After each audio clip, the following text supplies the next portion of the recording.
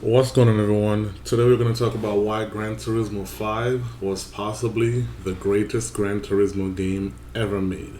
Now, there's no denying that all the Gran Turismo from 1 leading up to 5 were all great games. There's no denying that Gran Turismo 6 was also great, and there's no denying that Gran Turismo Sport was also great. But let's talk about Gran Turismo 5 for a minute. Remember, that game dropped on the PS3, I believe around '09, '08, somewhere around there. It's a very early era game, competing with the likes of like Forza, Test Drive, maybe Need for Speed Shift and Shift 2. But let's dive into Gran Turismo and why Gran Turismo 5 was so great. Now, number one, Gran Turismo 5 had a crazy car list. There's no one could deny that. I believe Gran Turismo 5 had over 1,250 cars at the time, and then when Gran Turismo 6 came out, they added like an extra 100. The only bad thing about the variety of cars that Gran Turismo had was some of them were premium, some were non-premium. The non-premium cars, they had no interior, but the premium cars had interior. Let's jump to number two. If you were to buy a car in Gran Turismo, right, you have to break that car in, meaning you have to drive about 100 miles or so, and then when you go to do an oil change, then that car will actually gains horsepower instead of losing. You have to drive the car to break it in, almost like in real life. You break the cars in, which is so cool. And also, if there's a car that you use a lot, let's say in the races, you maybe that's your only car that you fully tune and whatnot. You also have to do a body overall within a couple of 100 miles, or maybe even 1,000 miles, because the body, maybe the bushings and whatnot, will start getting worn. So you have to do a body overall to bring that car back to somewhat new specs. No other Gran Turismo had that feature. I doubt Gran Turismo 6 even had that feature, which was pretty cool. Number three, you were able to send your friend's car. And in a way, it depends on how you look at Gran Turismo. It might be a negative, but for people like me, it is a positive because I love the modded in Gran Turismo. And if you modify a car, I'm talking about like almost hacking the game. Yeah, hacking the game. You're able to send your friends those modified cars, and like if your friend wasn't able to do it, you could send them a car, and you guys could make your own lobby and just chill in those lobbies. So sending your friends cars was a big thing on Gran Turismo, especially if they just started Gran Turismo and send them a car. Sorry about that. Yeah, you send your friend a car, and then yeah, you guys can cruise around the lobby. Now let's go to number four. This was a masterful feature that they added in Gran Turismo. So in Gran Turismo, they had this thing, I think it's called seasonal event or special events, where I think every week they'll update the event, and some of the events you can only drive a certain cars in the events. So this is what Gran Turismo did.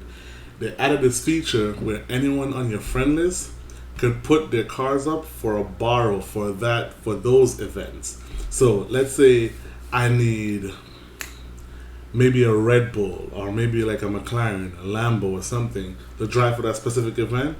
You check your friends list and see who has one of those cars for those events, and you're able to borrow that car with their tune and whatnot on it, and also drive it for the event, and you make the money, and you get the great lap time and whatever for the event. That was a pretty neat feature. I don't see any other game that does that. Number five, Gran Turismo literally had like 3 dealerships. I forgot how the online dealership worked, but I remember the used car dealership was one of those inventory that was pretty dynamic. I think every day or every couple of hours it changes. So some cars you are not able to get them in the new car dealership. For example, I think the Supra, I think the Supra RZ, you was not able to get in a new car dealership. But if you go into a used car dealership, if you keep checking it over and over, you'll find a Supra on the used car dealership.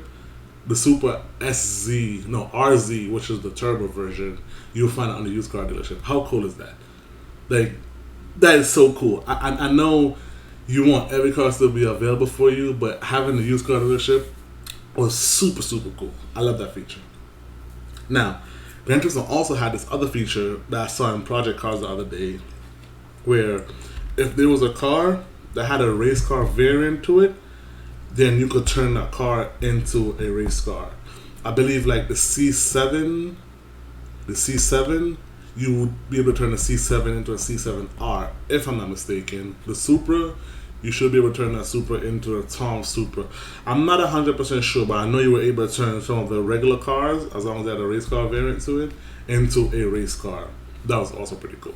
And number 7, this one is probably going to turn off a lot of people, but this is one of the reasons why I love Gran Turismo, because Gran Turismo 6 did not allow you to do this. When they started modifying the game, I believe like early 2011, it was one of the coolest thing ever. I know kids, they took it wrongly and they started like doing like Red Bull engines in the regular cars and just messing up lobbies and whatnot. But what me and my friends used to do is like super realistic engine swaps. Like maybe put like a LS into maybe a Miata, or putting a 2J into some old BMW, or putting a 2J into an Evo. We used to do stuff like that to make it super realistic. There was this one super cool modding to it. There was this one option where you could like take like a chassis from one car to the other, because the other car chassis might be lighter, so you want it to be on that car, and that's the only thing that you'll do. Just change the chassis over, make it lighter, and then that car will just start handling like super good once you start tuning it properly. Okay, number 8. There's no game out there that had the features that Gran Turismo 5 had for its era. I know there was Forza out there with engine swaps; those were cool. But sending your friend's car, borrowing your friend's car, doing oil change, and all of those features are actually effective. Like there was no other game doing that. None. Number 9. Number 9, I definitely gotta give credit to the list of great concept cars that they had. They literally like had every single concept car on Gran Turismo. Any concept car that came out, Gran Turismo usually had them. That was one of the things that Gran Turismo 5, leading up all the way to Sport, was known for, having like a master list of Gran Turismo concept cars. And then number 10, the tuning. The tuning in Gran Turismo, I feel like it's not one of the best. I think other games has better tuning than Gran Turismo, but I feel like what they let you do in Gran Turismo was more than adequate to find the sweet spot of like any car on the game that out of the box didn't feel as great. Once you start tuning them cars in Gran Turismo, trust me, you can always find the sweet spot. And that's one of the reasons why I love Gran Turismo 5. Even up to today's day, I still go on Gran Turismo 5 and play around, even though there's no online. Which, that's also another tricky subject, because if you do search online, you'll find ways on how to play Gran Turismo 5 online with other people. Yeah, so that's my list of 10 reasons why Gran Turismo 5 was one of the best GT game ever made.